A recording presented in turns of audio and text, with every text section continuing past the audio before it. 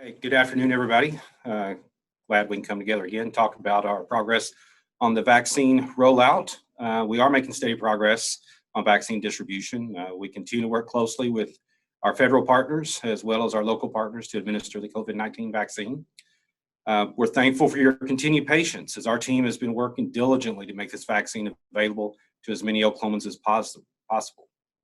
As of today, 587,820 Oklahomans have received a dose of vaccine. Let me rephrase that. 587,820 total doses have been administered to Oklahomans. 157,679 Oklahomans have completed the full series. I can confirm that 43% of Oklahomans 65 and older have received at least one dose of vaccine.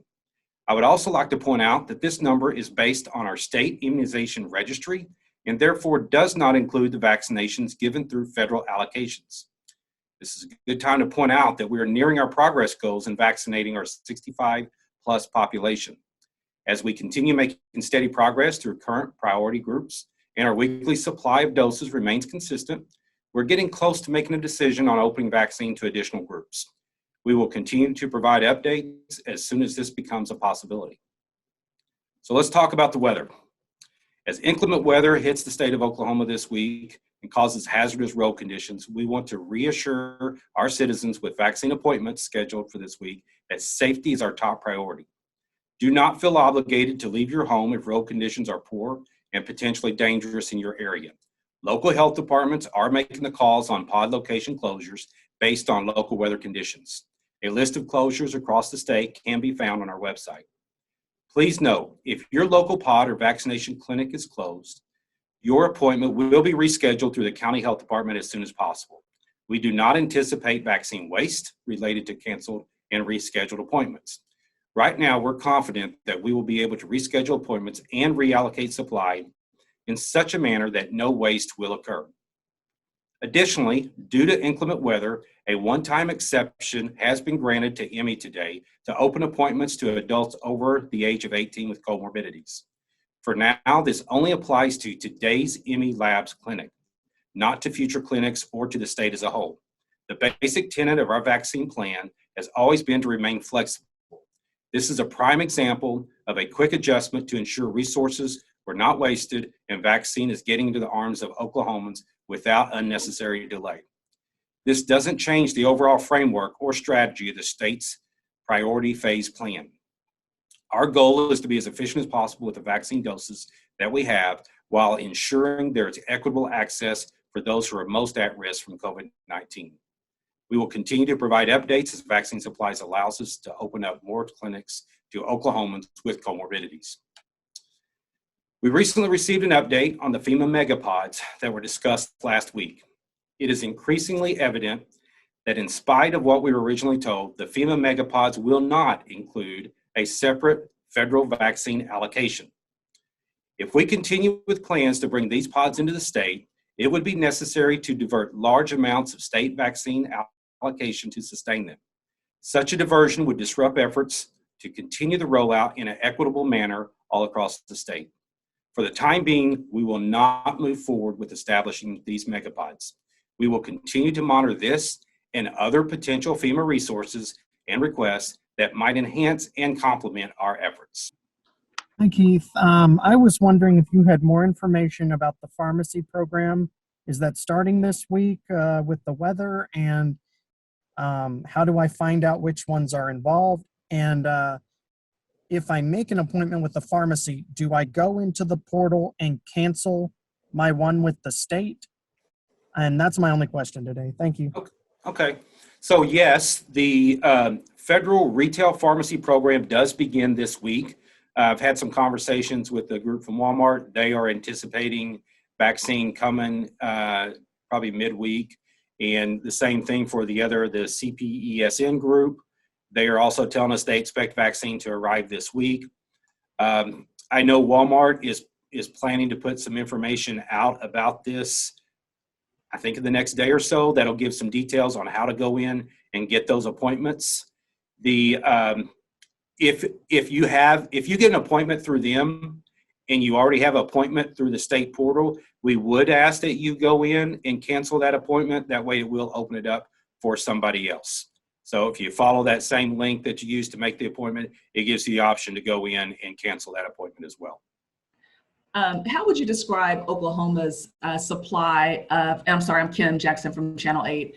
How would you describe Oklahoma's supply of vaccine, given the letdown of even temporarily not having the mega FEMA pods and, with people complaining about scheduling and so forth? How are we really doing as far as supply goes? And how does the option of having those new pharmaceutical companies on the edge of having a vaccine available, how does that play a part in that supply? Sure. So let me first say that we don't have as much vaccine supply as I want to have by any means. We've been consistent in the past few weeks of where we're at. Minor increases, I would say, in vaccine. The federal pharmacy retail program really adds around 10% to what we have been receiving. So that's a welcome addition coming into the state. It opens up more access points. This is going to be in excess of 70 pharmacy locations around the state that will have this vaccine from the federal allocation. So that's 70 more access points for Oklahomans. I would remind everybody that that's going to be limited supply, limited vaccine. The range of that is probably between 100 and 200 doses in each one of those locations. So it's not going to be enough that they can do any kind of large scale vaccination clinics, but they can take care of some more Oklahomans. And, that's a total for this week, 11,300 doses, I believe. That's 11,300 more doses for Oklahomans. So that's good.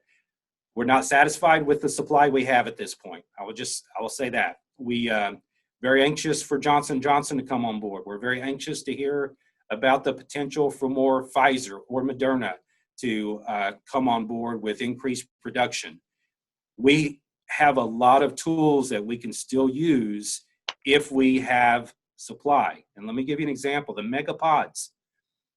If we had adequate supply within the state, then we could divert vaccine to support those megapods. And that would be great for the state. But right now, our vaccine supply is not sufficient to be able to support a couple of those in a real concentrated effort and still have vaccine enough to provide for the rest of Oklahomans. So vaccine supply has been the choke point throughout this response, and it continues to be so. Is there any way to find out what drugstores are part of the rollout this week? Yes, I think both of Walmart is going to put that out on a press release, and they will list them on their website. And I believe CPESN is going to do the same thing, put those out as well. CPSN? So CPSN is a Community Pharmacy Enhanced Services Network. So that's kind of like the group at which some of these independent pharmacies belong to, and they're the mechanism by which the federal government, they're the entity the federal government is working with to distribute that vaccine to those groups. Hey, Keith, Russell Mills at KRMG. I was curious, I went and looked at the federal list of which pharmacies were going to be doing this in which state. I think that decisions were made at the federal level. I was just curious if the state had any input on that. They were made at the federal level. Yeah, I do not recall anything during this planning process that we had options on that in particular. I think they selected based off of access and locations around the nation to make sure that they could try to get the best coverage possible. So for Oklahoma, it was Walmart and then the CPESN group. And you said, I just want to make sure I got this straight. When Kim asked, you said the CPESN is going to be putting out a list of those pharmacies. They have not done so yet because they don't want the pharmacies getting bombarded, I would presume. I don't want to speak for them specifically on that, but that would make sense. I can tell you when you put out list of, hey, vaccine is coming, you better be prepared for that because people want vaccine. So I would assume that would be the case, but I want to be careful that I don't speak too much on their behalf on what their plan is for communicating that. Keith, I got to clarify something real quick, if I may. So Sure. Unlike the megapods, the pharmacy program has its own allotment of vaccine. Is that correct? The state isn't losing anything. You are correct. In fact, we're going to get 11,300 doses coming into the state. It'll go directly to these organizations.